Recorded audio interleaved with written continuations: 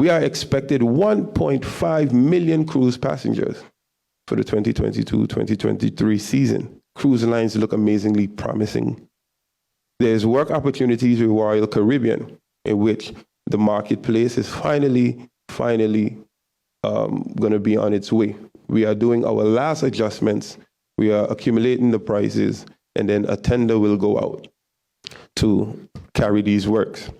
On top of that, for the first time in about 10 to 15 years, we're going to remodel the Captain Hodge Wharf. We're going to remove the damaged woods, place concrete, revitalize the entire Philipsburg.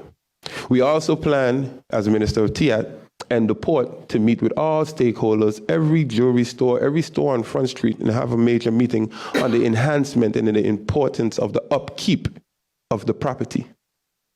If there's a broken brick in front of your store, maybe we can come to some arrangement. It's in front of your store.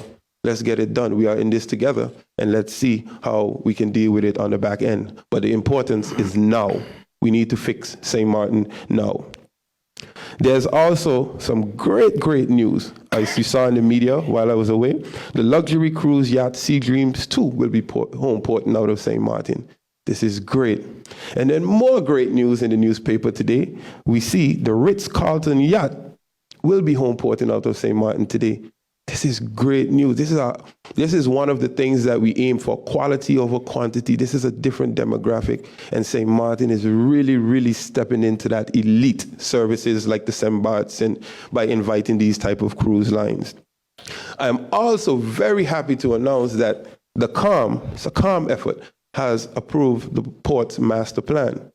We see that Anguilla has I would say fuss us in revealing their plans, but our plans will be coming real soon, and it will be beneficial to St. Maarten.